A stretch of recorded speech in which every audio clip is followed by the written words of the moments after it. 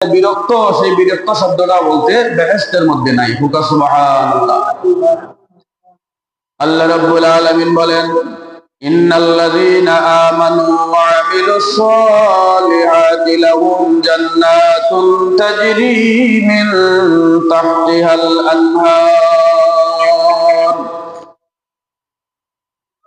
ইন্নাল্লাযীনা আমানু, নিশ্চয়ই যারা ঈমান এনেছে, ওয়া আমিলুস সালিহাত, নেক কাজ করেছে, লাহুম জান্নাত, তাদের জন্য জান্নাত, তাজরি মিন তাহতিহাল আনহার, সেই জান্নাতের মধ্যে আমি আল্লাহ নহর বানায়া রাখছি। 4টা নহর আছে। নহর মানে নদী, নহর মানে গ্রাম, বড় বড় নদী। এই 4টা নদী আমি আল্লাহ বানায়া রেখেছি বান্দা তোমার জন্য। তুমি দুনিয়ার জমিনে না খাইয়া না ভিন্দিয়া আমার ইবাদত বন্দেগী করেছো। আমি আল্লাহ সবকিছু দেখেছি। আজান হয়ে গেছে, আমি তোমাকে ডাক দিয়েছি, ভালো খাবারের প্লেট রাখিয়া বান্দা তুমি আমার ডাকে সাড়া দিয়েছো।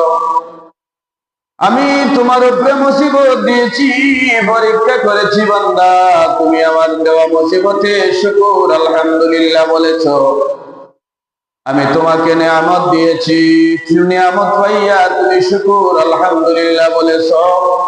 এই জন্য আমি আল্লাহ তোমার উপরে খুশি হইয়া সমস্ত নেক আমলের বদলা তোমাকে জান্নাত দান করেছি। সুবহানাল্লাহ। বান্দারে, জান্নাত পাইয়া শেষ নয়, জান্নাত দিয়া শেষ নয়, জান্নাতের মধ্যে তোমার জন্য হুরগেলমান বলবে বেশি। একজন জান্নাতি 70 জন করিয়া জান্নাতের হুর পাইবা। হুর পাইয়ে, হুর মানে হচ্ছে সুন্দরী রমণী মহিলা। ওই সুন্দরী রমণী মহিলা 70 জন করিয়া পাইব। আর একজন মহিলার গুণ হচ্ছে, দুনিয়ার যে স্ত্রী আছে, দুনিয়ার স্ত্রীর মর্যাদার চাইতে সেই হুরের মর্যাদা বেশি নয়।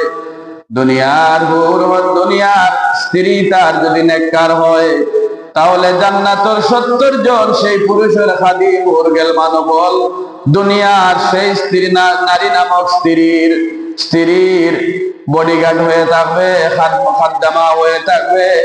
দুনিয়ার একজন মানুষের, একজন আল্লাহওয়ালা বান্দি সমতুল্য জান্নাতের হুর হতে পারে না।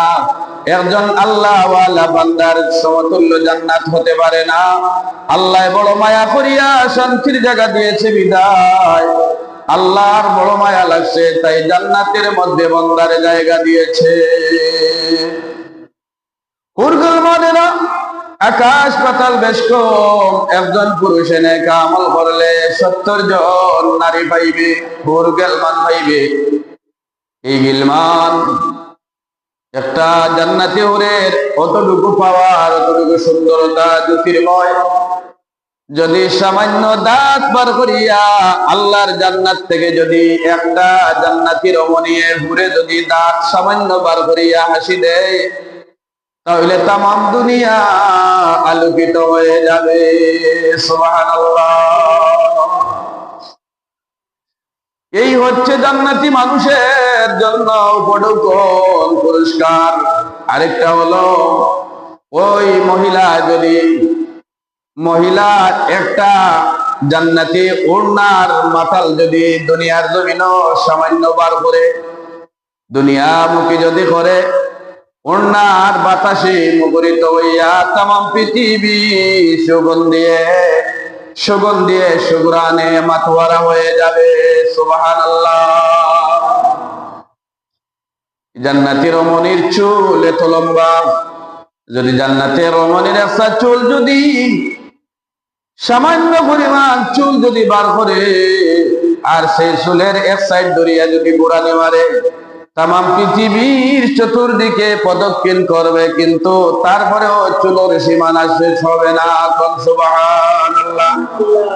এই জন্যই আমার আল্লাহ বলছেন, বান্দা তুমি যখন দুনিয়ার জমিন আরামায়েশ ত্যাগ করিয়া কষ্টর সহিত বরণ করিয়া গ্রহণ করিয়া যখন তুমি আসবে আমার রাজিয়া খুশি করবা করিয়া, তখন তোমার জন্য আমি আল্লাহ রাখি জান্নাতের হুর গিলমান। ওই হুর গিলমান এক একজনে 70 জন করে পাবে, তাদের খাদিম হিসাবে হুর গিলমান থাকবে। আর জান্নাতের খাবার তোমাকে আমি আল্লাহ দিয়ে দিব। তোমার মনে যা চায় তুমি জান্নাতি খাবার খাবে, এখানে তোমার পেটের বেদনায় দর্দ নাই। তুমি যে বেশি খাইলিছ তাও তোমার অতিরিক্ত খাবার মনে করতে নাই। দুনিয়ার জমিনে যে খাবার খাইলে হয়তোবা তোমার পেটের বেদনায় ধরে, খাবার খাইলে হয়তোবা তোমার অতিরিক্ত হয়ে যাবে, বস আর না বলতে পারো। কিন্তু জান্নাতের নিয়ামতপূর্ণ খাবার, বরকতপূর্ণ খাবার গুলা যেই সময় খাওয়া শুরু করবাই তোমার ইচ্ছা মতো খাইতে থাকবে বন্দা, তোমার খাওয়ার আইটেম শেষ হইতো না। সুবহানাল্লাহ। আর দুনিয়ার একটা কলা, দুনিয়ার একটা কমলা, দুনিয়ার একটা কলা মুখ দিলে ভালো করে যদি গাছ পান না হয়, তাহলে আমরা মনে করি এর চাইতে আর সুস্বাদু আর নাই, মজা আর নাই। কিন্তু বেহেশতের মধ্যে যখন বন্দা আল্লাহর নিয়ামত দেওয়া পাই, নাজ নিয়ামত হল খাঞ্চা ভরা পাইব, কলা যখন খাইব তখন বন্দায় কইব আল্লাহ পৃথিবীর জমিনও যে কলা খাইলাম ও কলার মতো তো আওটাও দেখা যায়। যখন বন্দায় খাওয়া শুরু করব তখন কইব আল্লাহ তোমার পাক জাতের কসম, দুনিয়ার জমিনের মতো কলার চুলা দেখা যায়, খাবার দেখা যায়, কিন্তু জান্নাতের কলায় আর দুনিয়ার কলায় তো সমান নাই। আমি একটা লুকমা একটা কামড় মারতি এত মজার এত সুস্বাদু বের হলো, মনে করছি তামাম দুনিয়ার সুস্বাদু একত্রিত করলে জান্নাতের এক কামড় কলার সুস্বাদুর সমান হবে না। ওকা সুবহানাল্লাহ। ইন্নাল্লাযীনা আমানু ওয়া আমিলুস সালিহাতি লাহুম জান্নাতুন তাজরি মিন তাহতিহাল আনহার যালিকাল ফাওজুল কাবীর। 4টা নহর আল্লাহ দান করছে জান্নাতের মধ্যে। চতুর্দিক থেকে 4 দিক থেকে 4টা নহর নালা থাকবো আপনার জান্নাতের মধ্যে। একটা নালা হলো দুধের নহর নালা, আরেকটা নহর হলো মধুর নালা, আরেকটা হলো পানির নালা, আরেকটা হলো শরবতের নালা। সুবহানাল্লাহ। এই 4টা নালার কথা জান্নাতি মায়ার বান্দা বান্দীদের জন্য আল্লাহ ওয়াদা দিয়েছেন। যারা আমাকে খুশি করিয়া কবর দেশে আসবে, কবর থেকে নিয়ে আসর মন্দির পর্যন্ত আমি আল্লাহ তোমরারে আরামে রাখবো, আমি আল্লাহর জিম্মায় তোমরা থাকবাই। আর হিসাব নিকাশ বিচার কার্য শেষ হওয়ার পরে আমি রব্বুল আলামিনে তোমরারে আরামদায়ক বাসস্থান যেটার ওয়াদা করেছি, সেই বাসস্থান জান্নাত নাম দিয়েছি, সেটা তোমার জন্য বরাদ্দ করে রেখেছি। সেখানে তুমি বান্দা আরাম আয়েশের মধ্যে সময় কাটাইবা। হযরত হাজিরিনে কেরাম, আল্লাহ তাবারাকা ওয়া তাআলা এই মাস যে আমরা রজব মাস, কত মোতাবরক মাস। রজবের পরে হইল শাবান, এরপর হইল রমজান। রজব মাস হইল শাবান আগমনকারীর সংবাদ দানকারী, আর শাবান মাস হলো রমজান শরীফের সংবাদ দানকারী। সুবহানাল্লাহ। ওই মাসে একটা রাত আছে, আল্লাহ রাব্বুল আলামিন ওই মাসে তো ফজিলত রাখছেন। 27 দিনগত রাত, 26 দিনগত রাত, শবে মারাজের রাত, 27 রাতে আমাদের প্রিয় নবী মুহাম্মদুর রাসূলুল্লাহ সাল্লাল্লাহু আলাইহি ওয়াসাল্লাম আল্লাহর সান্নিধ্যে দেখা করার জন্য মেরাজে গিয়েছিলেন বিদায়। ওই মাসকে মেরাজের রাত্রি বলা হয়, ওই মাসকে মেরাজের মাস বলা হয়, ওই রাতকে আবার মেরাজের রাত্রি বলা হয়। আজকে হইল মাসের চাঁদর 6 নম্বর দিন। আর 12 মাসের মাঝে 4টা মাস হইল প্রধান সম্মানী মাস। মিনহা আরবাআতা হুরুম, মিনহা আরবাআতা হুরুম।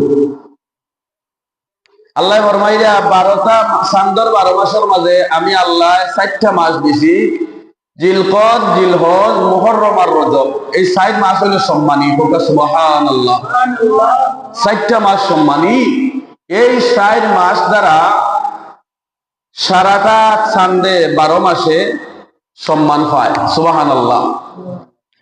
বাপর কারণে ভয় সম্মানী, হওয়ার কারণে বাপ সম্মানী।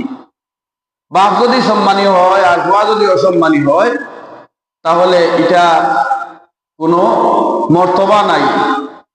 বাপেও চিন্তা করতো আমার ছেলে মেয়ে আছে, আমি কুসংস্কারের মধ্যে যদি জড়িত হই তাহলে আমার সন্তানের কলঙ্ক আইব। সন্তানে চিন্তা করতে হবে যে আমার মা আছে, বাপ আছে, কিংবা মা বাপ নাই, এত কষ্ট করিয়া লেখাপড়া করাইছেন, কিন্তু সে এখন যদি আমি খারাপ পথের মধ্যে যাই তাহলে আমার মা বাবার কলঙ্ক লাগব। এই জিনিসগুলা রজব শব্দের তারজিবটা কি? আর রজব,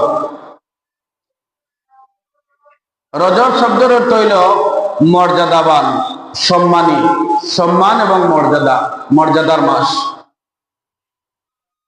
রজবর ৩টা হরফ আছে, রে, জিম, বে, রজব। তারজিবটা কি নির্গত হইছে ও কারণে যে বুঝাইবার লাগি, রা দিয়া রহমত, জিম দিয়া জরুম অর্থ গুনাহ, আর বা দিয়া অনুগ্রহ।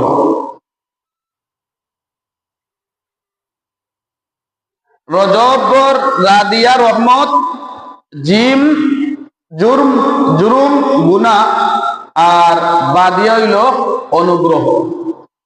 তাহলে রহমত এবং অনুগ্রহ 10 আইছে, আর জুরুম জিমিটা মাঝখানো, জিম মাঝখানো দেওয়ায় গুনাহ, এটার অর্থ আনছেন জিম দিয়া জুরুম অর্থ গুনাহ, গুনারে আনছেন মাঝখানো।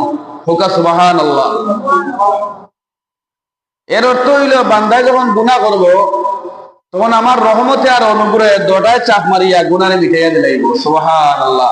অথ দয়ার আল্লাহ, আমরা অথ দয়া করুন, কিন্তু আমরা দয়ার খাঙ্গাল নাই। আমরা মনে করি তোমার এটা দয়ার খাঙ্গাল নাই, আমার উগার ভরা ভাত আছে, ধান আছে, গোয়াল ভরা গরু আছে, পাতিল ভরা তরি তরকারি আছে, ফ্রিজ ভরা মাছ গুস্ত আছে, তাহলে নমাজের কি দরকার?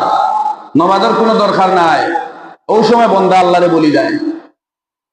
যে সময় বন্দায় পেট ভরিয়া ভাত খায়, কিওর দোয়া আর কিওর দোয়া, ওই সময় আল্লাহ বন্দারে বেশি বলি দেয়।